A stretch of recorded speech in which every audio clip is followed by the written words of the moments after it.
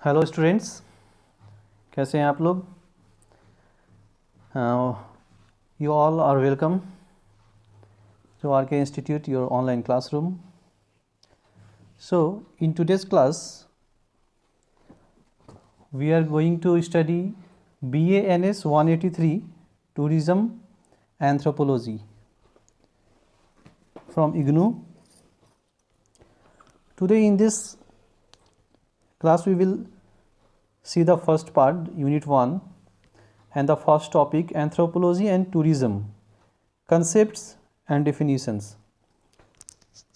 For better understanding, I will discuss all the things in Hindi so that every students can understand it well. So, आज की इस class में हम लोग देखेंगे BANS 183 का ब्लॉक 1 का first topic anthropology and tourism, उससे जुड़ी अवधारणाएं और परिभाषाएं. So let us start defining anthropology. What is anthropology? Anthropology को पहले तो हम समझ लें कि एंथ्रोपोलॉजी क्या है. एंथ्रोपोलॉजी मानव विज्ञान है जिसमें मानव से संबंधित हर एक विषय को इसमें जानने की कोशिश की जाती है, चाहे वो मानव के विकास का क्रम हो या फिर उसके उत्पत्ति का जो भी परिप्रेक्ष्य है, सभी चीज़ों को इसमें जाना जाता है.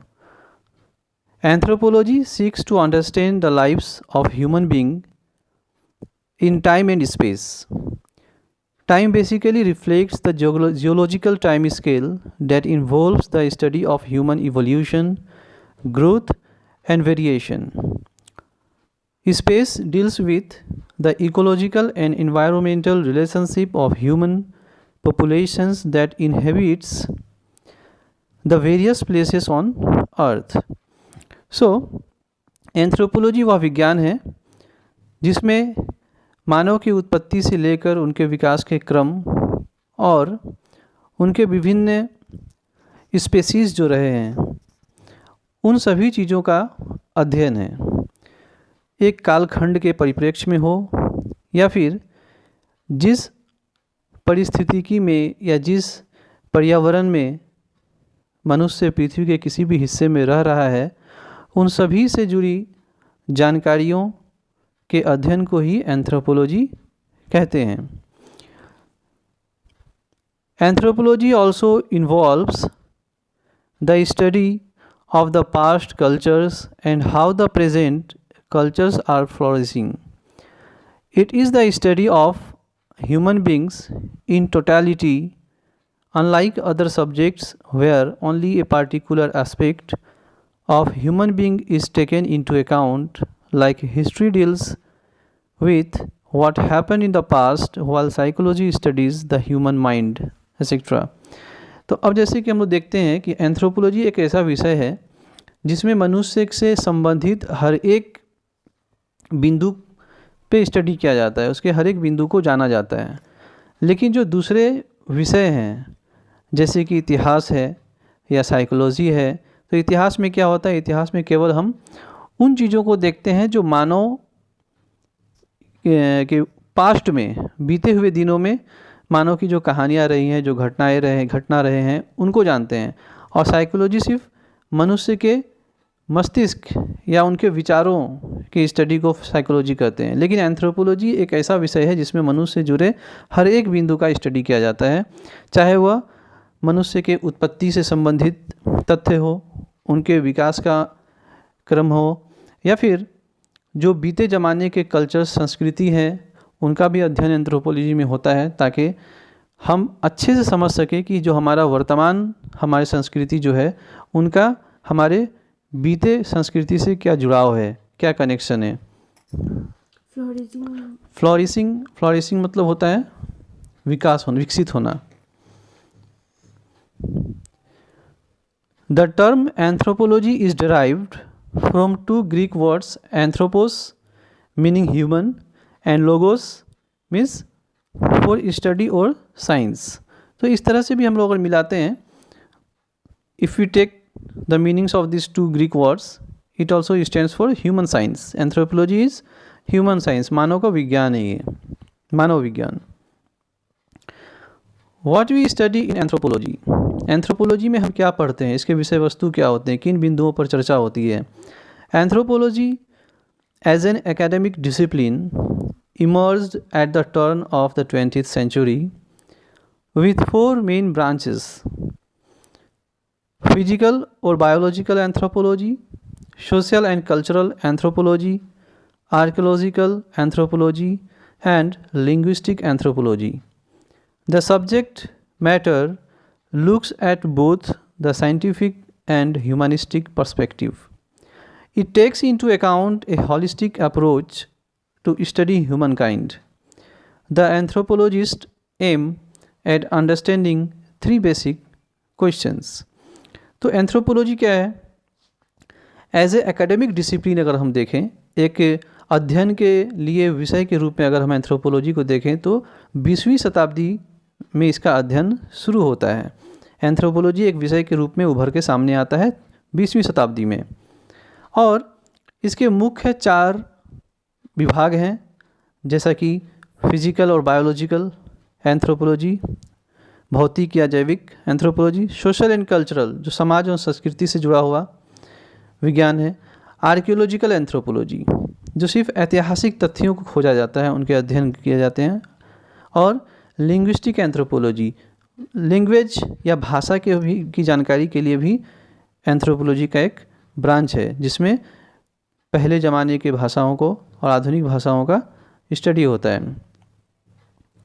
ये किसी मानव जीवन या मानव से संबंधित किसी एक विशेष बिंदु तक सीमित न रहकर ये एक होलिस्टिक अप्रोच को अपनाता है.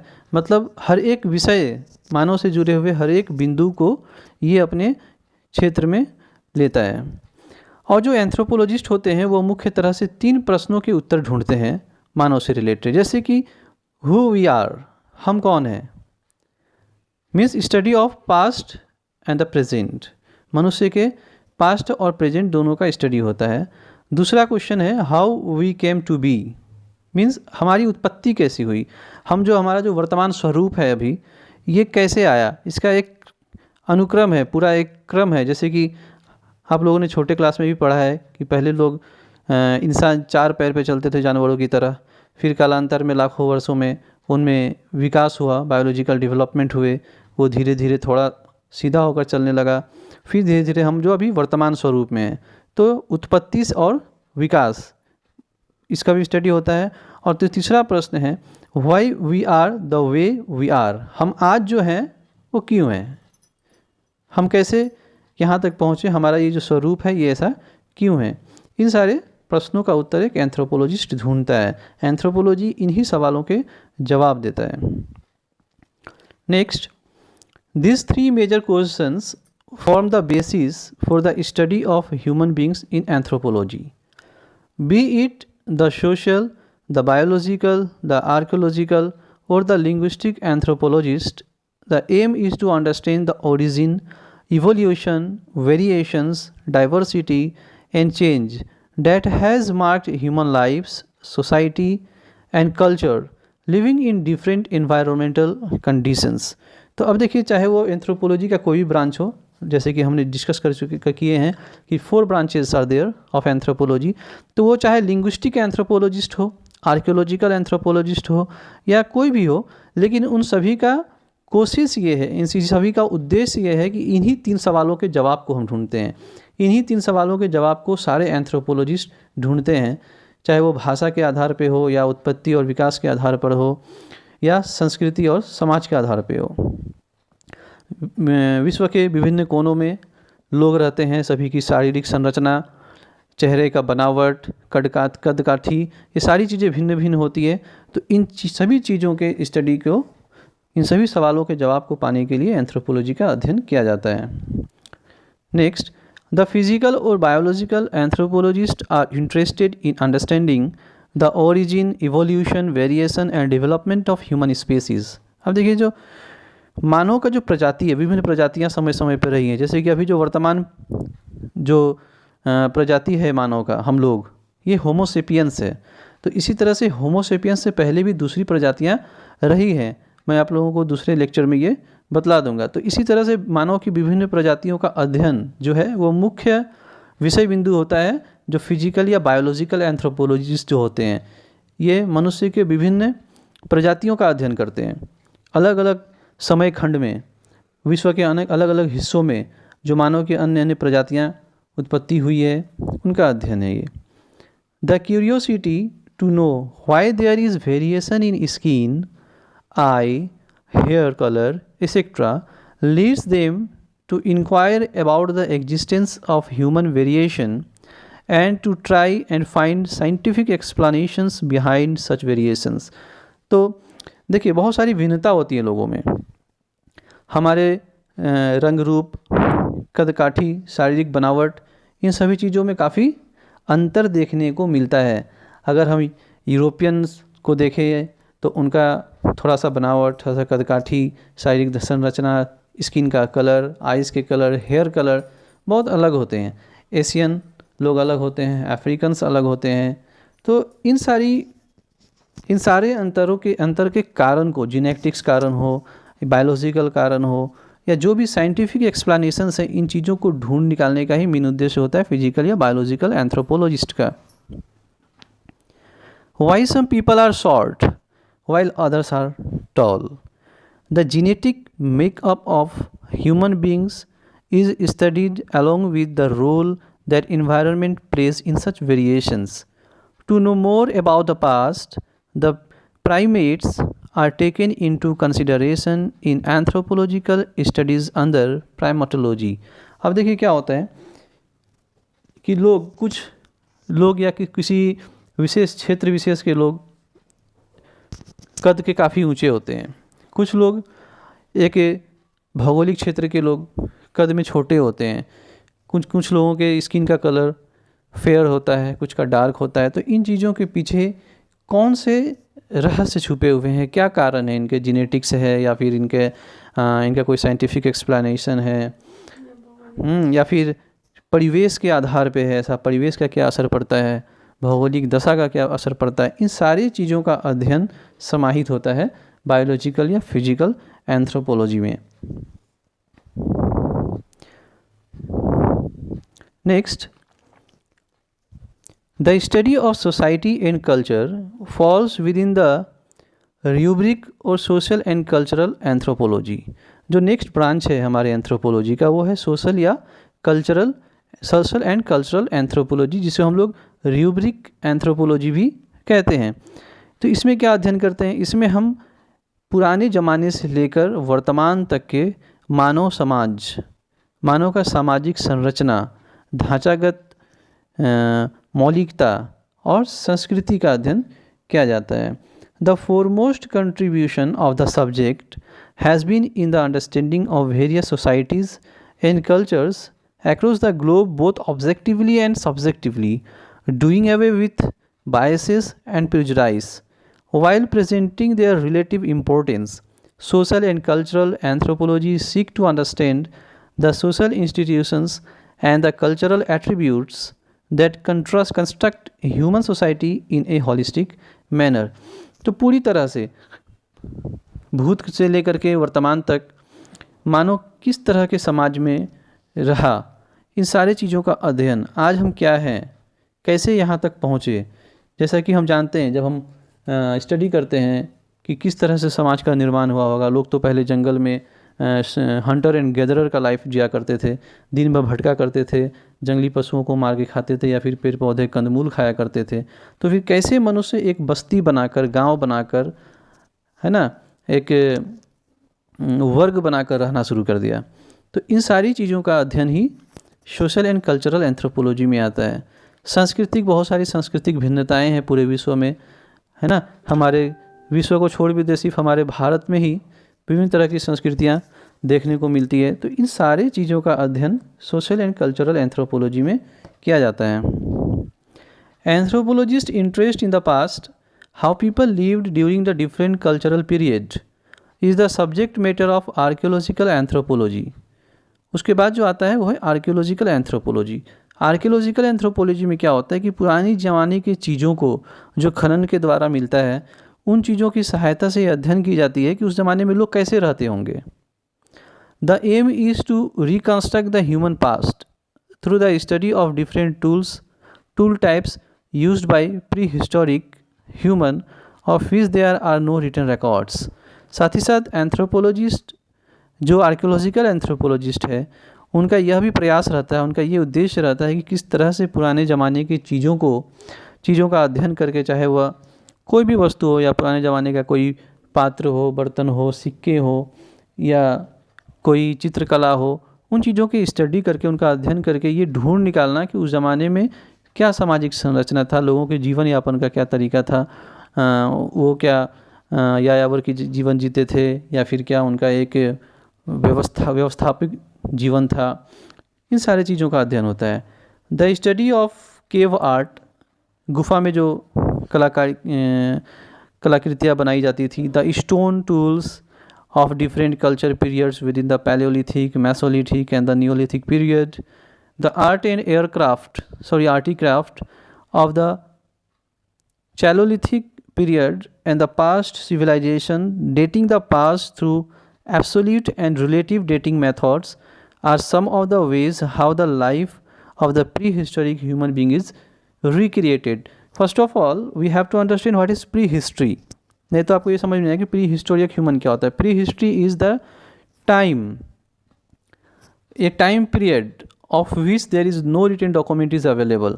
जैसे कि हम इतिहास को जानते हैं कैसे, किसी के बहुत सारे धार्मिक किताबों के माध्यम से या फिर यात्रियों के वृत्तांत से या दरबारी कवियों, दरबारी लेखकों के लिखे हुए किताबों से हमें काफ़ी सहायता मिलता है उस ज़माने को जानने का। लेकिन एक ज़माना ऐसा भी गुजरा है मानव इतिहास में जब जिसका कोई रिटन डॉक्यूमेंट हमारे पास उपलब्ध नहीं है, क्योंकि उस ज़माने में लोग पढ़ना लिखना नहीं जानते थे और उस ज़माने में कोई एक सुस्थ भाषा नहीं हुआ करता था, लिखने की कला का विकास नहीं हुआ था। तो उस ज़माने का कोई भी रिटन हिस्ट्री हमारे पास नहीं है। उसे हम कहते हैं प्री हिस्ट्री, मीन्स प्रागैतिहासिक काल। उस ज़माने के जानने के लिए हमारे पास बस क्या है, अगर हमें कोई प्राचीन पुराने ज़माने का कोई सिक्का, कोई बर्तन, कोई केव आर्ट मतलब गुफाओं में जो बनाए हुए चित्रकला हुआ करते थे उस ज़माने के, इन सारे चीज़ों का कार्बन डेटिंग करके उनका काल जाना जाता है और उन चीज़ों का अध्ययन करके एंथ्रोपोलॉजिस्ट किसी तरह से हिस्ट्री से हमारा कनेक्शन उस ज़माने से करने का कोशिश करते हैं, जानने की कोशिश करते हैं कि उस ज़माने में क्या रहा होगा। Language is known as the vehicle of culture. Yet there is no single culture nor a single language. Communication, however, has always been there between people speaking different languages. अब देखिए लैंग्वेज को क्या बोलते हैं, language is the vehicle of culture. किसी भी संस्कृति का जो वाहन होता है वो भाषा होता है। बिना भाषा के हम संवाद नहीं कर सकते, अपने विचारों को प्रकट नहीं कर सकते हैं। तो ऐसी स्थिति में हम किसी भी एक समाज या संस्कृति की कल्पना भी नहीं कर सकते हैं। लेकिन मज़े की बात यह है कि विश्व के पूरे कोने में या छोटे से अगर कि केवल हम अपने भारतवर्ष को ही देखें तो यहाँ कोई एक संस्कृति या कोई एक भाषा विद्यमान नहीं है। हज़ारों की संख्या में केवल एक देश में भाषा पाए जा रहे हैं, हज़ारों की संख्या में संस्कृतियाँ हैं, कल्चर पाए जाते हैं। Linguistic anthropology involves the study of the language that have been a medium of communication among people belonging to different linguistic groups. It includes not only verbal language but both body and sign language. A recent study has shown a village in Turkey where people communicate via whistling. Some of the dialects are fast disappearing in the face of modernization and globalization. Preserving and documenting such dialects from a majority activity of the linguistic anthropologist. अब देखिए एक यहाँ पे example दिया गया है कि तुर्की में एक ऐसा भाषा पाया गया है, एक ऐसी साक्ष्य सामने आया है कि कुछ एक ग्रुप हुआ करता था जो सिर्फ व्हिस्लिंग के ज़रिए, मतलब जैसे कि सीटी बजाना बोलते हैं मुंह से, उसके ज़रिए ही कम्युनिकेट किया करते थे। उनका पूरा भाषा ही सीटी बजाकर चल जाता था, एक इस तरह का भाषा था। तो विश्व में अनेक तरह के प्राचीन भाषाएँ हैं और बहुत सारी भाषाएँ विलुप्त हो रही है क्योंकि मॉडर्नाइजेशन जैसा होता जा रहा है, लोग क्या कर रहे हैं कि अपने डायलेक्ट्स को, जो डायलेक्ट्स में इस भाषा के से निकली हुई जो शाखा भाषाएं होती हैं, उन चीज़ों को प्रिजर्व करना बहुत ज़रूरी हो गया, क्योंकि बहुत सारी भाषाएं गायब हो रही है। लोग अंग्रेजी को अपना रहे हैं और भी अन्य तरह की भाषाओं को अपना रहे हैं, और जो आंचलिक भाषाएं हैं उनका विलुप्त होने का खतरा मंडरा रहा है। So let us move to the next point.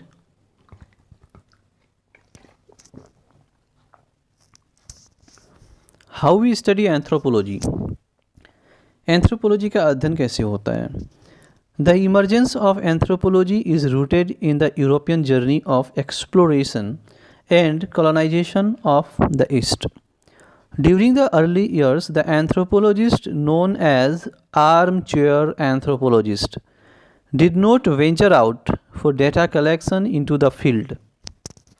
अब देखिए, जो एंथ्रोपोलॉजी का जो स्टडी है, ये जो अध्ययन स्टार्ट हुआ एंथ्रोपोलॉजी का, इसका भी श्रेय कहीं ना कहीं यूरोपियन जो ट्रैवलर्स थे, यूरोपियन जो बिजनेसमैन थे, एक्सप्लोरर थे, उनको जाता है।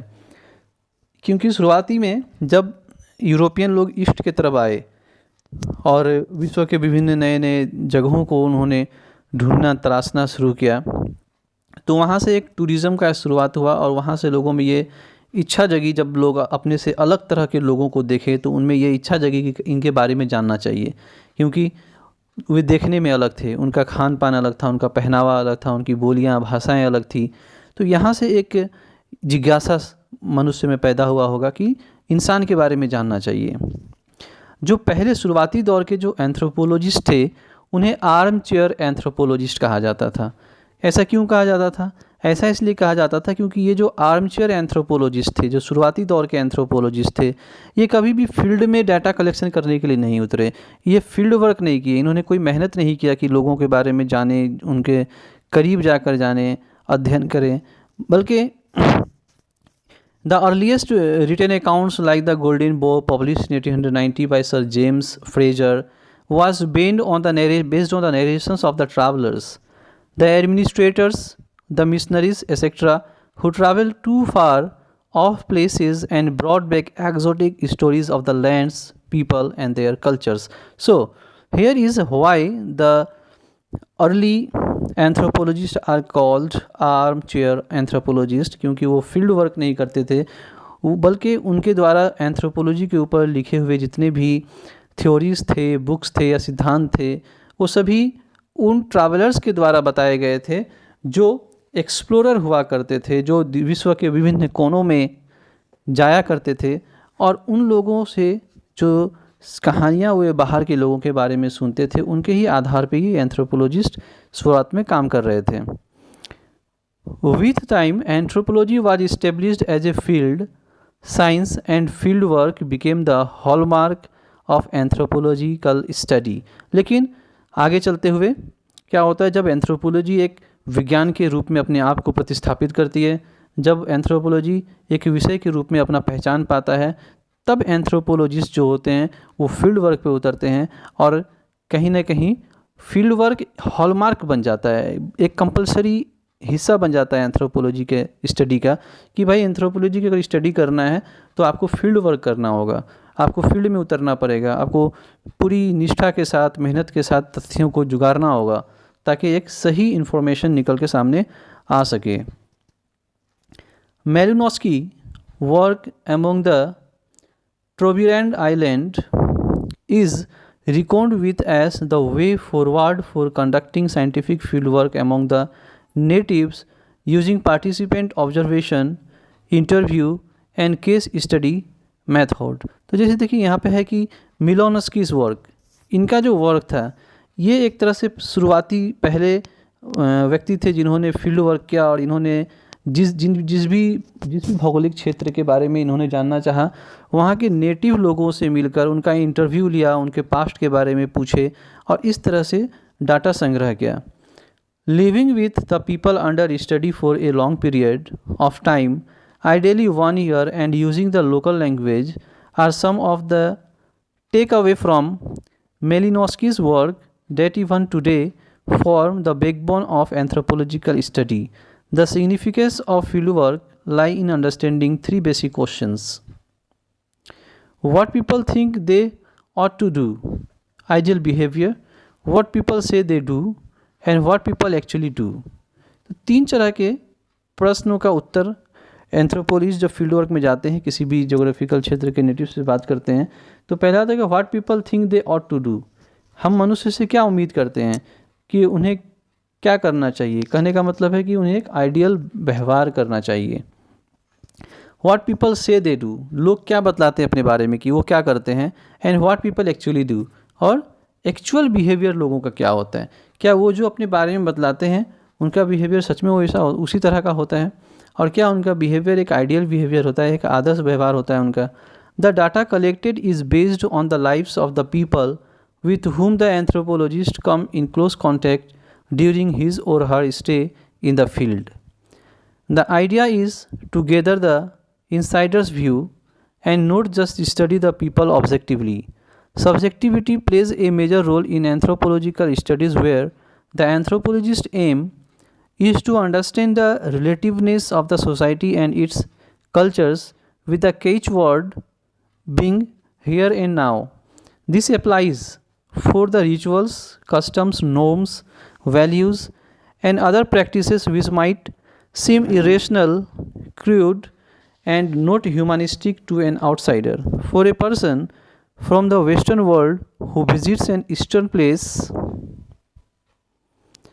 anthropology as a subject seeks to disseminate, apply their knowledge gathered through the understanding of biological, social, cultural, and archaeological aspect of human life from the solving practical problems in the present.